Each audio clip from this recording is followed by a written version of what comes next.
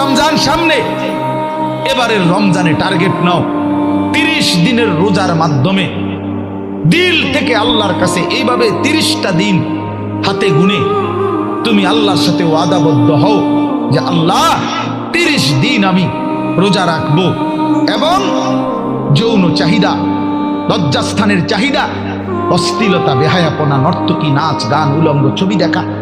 নারীকে নিয়ে চিন্তা ভাবনা, মেয়েকে নিয়ে অশ্লীল চিন্তা ভাবনা, অবৈধ কোনো প্রেম সম্পর্ক, হারাম কোনো রিলেশন, এই সব ত্যাগ করে বন্ধু 30টা দিন মনোযোগ দিয়া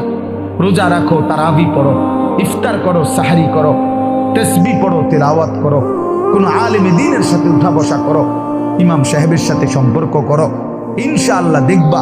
আল্লাহ চাহে তো 30 দিনের মাথায় আল্লাহ বলেন লাআল্লাকুম তাত্তাকুন, আমি আল্লাহ ওয়াদা দিলাম মোমেন তোকে মুত্তাকি বানিয়ে দেব।